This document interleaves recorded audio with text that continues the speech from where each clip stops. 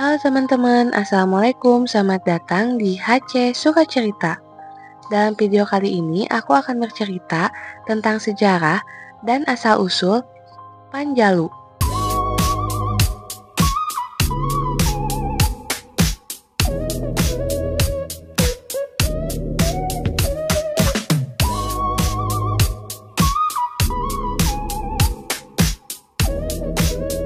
Kadipaten Panjalu adalah sebuah kerajaan bawahan Sunda yang bercorak Hindu yang terletak di ketinggian 731 meter di atas permukaan laut dan berada di kaki Gunung Sawal. Posisi Panjalu dikelilingi oleh benteng alamiah berupa rangkaian pegunungan. Dari sebelah selatan dan timur berdiri kukuh Gunung Sawal yang memisahkannya dengan wilayah Galuh. Bagian baratnya dibentengi oleh Gunung Cakrabuana yang dahulu menjadi batas dengan Kerajaan Sumedang Larang, dan di sebelah utaranya memanjang Gunung Bitung yang menjadi batas Kabupaten Ciamis dengan Majalengka yang dahulunya merupakan batas Panjalu dengan Kerajaan Talaga. Secara geografis, pada abad ke-13 sampai abad ke-16, Kerajaan Panjalu berbatasan dengan Kerajaan Talaga, Kerajaan Saunggalah Kuningan, dan Cirebon di sebelah utara. Di sebelah timur, Kerajaan Panjalu berbatasan dengan Kawali, wilayah selatannya berbatasan dengan Kerajaan Galuh, sedangkan di sebelah barat berbatasan dengan Kerajaan Galunggung dan Kerajaan Sumedang Larang. Panjalu berasal dari kata jalu dalam bahasa Sunda yang berarti jantan, jago, atau maskulin.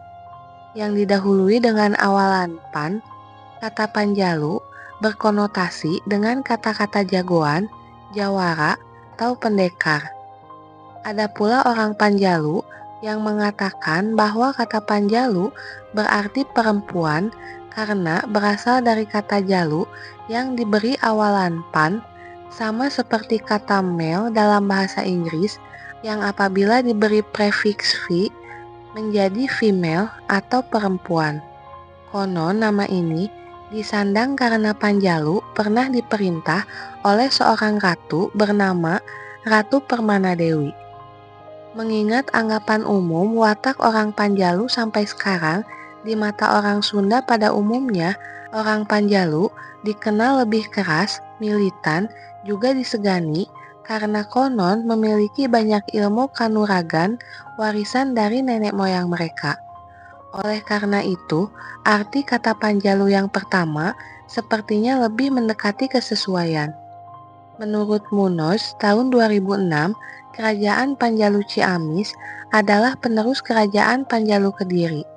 Karena setelah Maharaja Kertajaya, Raja Panjalu Kediri terakhir tewas di tangan Ken Arok pada tahun 1222, sisa-sisa keluarga dan pengikut Maharaja Kertajaya itu melarikan diri ke kawasan Panjalu Ciamis.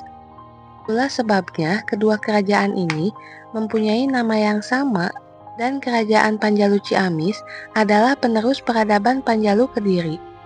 Nama Panjalu sendiri mulai dikenal ketika wilayah itu berada di bawah pemerintahan Prabu Sanghyang Rangga Gumilang. Sebelumnya, kawasan Panjalu lebih dikenal dengan sebutan Kabuyutan Sawal atau Kabuyutan Gunung Sawal. Istilah Kabuyutan identik dengan daerah kebataraan, yaitu daerah yang memiliki kewenangan keagamaan Hindu seperti Kabuyutan Galunggung atau Kabataraan Galunggung. Kabuyutan adalah suatu tempat atau kawasan yang dianggap suci dan biasanya terletak di lokasi yang lebih tinggi dari daerah sekitarnya. Biasanya, bekas daerah Kabuyutan juga ditemukan situs-situs megalitik atau batu-batuan purba peninggalan masa prasejarah. Pendiri Kerajaan Panjalu adalah Batara Tresnajati yang petilasannya terdapat di Karantenan Gunung Sawal. Mengingat gelar Batara yang disandangnya, maka kemungkinan besar pada awal berdirinya Panjalu adalah suatu daerah kebataraan, sama halnya dengan Kebataraan Galunggung yang didirikan oleh Batara Semplak Waja Putra dari Sang Reti Kendayun. Daerah kebataraan adalah tahta suci yang lebih menitik beratkan pada bidang kebatinan, keagamaan, atau spiritual. Dengan demikian, seorang Batara selain berperan sebagai raja, juga berperan sebagai Brahmana atau resi guru. Seorang Batara di Kemaharajaan Sunda mempunyai kedudukan yang sangat tinggi dan penting karena ia mempunyai satu kekuasaan istimewa, yaitu kekuasaan untuk mengabiseka atau mentasbihkan atau menginisiasi penobatan sang maharaja yang naik tahta Sunda. Menurut sumber sejarah Kerajaan Galunggung, para Batara yang pernah bertahta di Galunggung adalah Batara Semplakwaja, Batara Kuncung Putih, Batara Kawindu, Batara Wastuhayu, dan Batari Hyang. Berdasarkan keterangan prasasti Geger Hanjuang, Batari Hyang dinobatkan sebagai penguasa Galunggung pada tanggal 21 Agustus 1111 Masehi atau 13 Badrapada 1033 Caka. Kebataraan Galunggung adalah cikal bakal Kerajaan Galunggung yang di kemudian hari menjadi Kabupaten Sukapura. Besar kemungkinan setelah berakhirnya periode kebataraan di Galunggung itu, kekuasaan kebataraan di Kemaharajaan Sunda dipegang oleh Batara Tresnajati dari Karantenan Gunung Sawal Panjalu. Adapun para Batara yang pernah bertahta di Karantenan Gunung Sawal adalah Batara Tresnajati, Batara Layah, dan Batara Karimun Putih. Pada masa kekuasaan Prabu Sanghyang Rangga Gumilang atau Sanghyang Rangga Saktiputra Batara Karimun Putih, Panjalu berubah dari kebataraan menjadi sebuah daerah kerajaan. Diperkirakan kekuasaan kebataraan Sunda kala itu dilanjutkan oleh Batara Prabu Guru Aji Putih di Gunung Tembong Agung. Prabu Guru Aji Putih adalah seorang tokoh yang menjadi perintis kerajaan Sumedang Larang. Prabu Aji Putih digantikan oleh putranya yang bernama Prabu Resi Tajimalela. Menurut sumber sejarah Sumedang Larang, Prabu Resi Tajimalela hidup sejaman dengan Maharaja Sunda yang bernama Raga Mulya Luhur Prabawa tahun 1340 sampai 1350. Prabu Resi Tajimalela digantikan oleh putranya yang bernama Prabu Resi Lembu Agung. Kemudian Prabu Resi Lembu Agung digantikan oleh adiknya yang bernama Prabu Gajah Agung yang berkedudukan di Ciguling.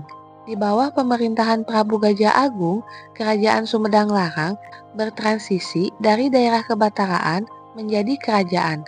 Kekuasaan kebataraan di Kemaharajaan Sunda kemudian dilanjutkan oleh Batara Gunung Picung yang menjadi cikal bakal Kerajaan Talaga. Batara Gunung Picung adalah putra Surya Dewata, sedangkan Surya Dewata adalah putra bungsu dari Maharaja Sunda yang bernama Aji Guna Linggawisesa. Batara Gunung Picung digantikan oleh putranya yang bernama Pandita Prabu Dharma Suci, sedangkan Pandita Prabu Dharma Suci kemudian digantikan oleh putranya yang bernama Begawan Garasiang. Begawan Garasiang digantikan oleh adiknya sebagai Raja Talaga yang bernama Sunan Talaga Manggung, dan sejak itu pemerintah Talaga digelar selaku kerajaan. Oke teman-teman, itulah sejarah dan asal-usul Panjalu yang dapat aku ceritakan dalam video ini. Semoga ceritanya bermanfaat dan jangan lupa support terus channel ini dengan cara like, komen, share sebanyak-banyaknya, dan subscribe. Bye-bye!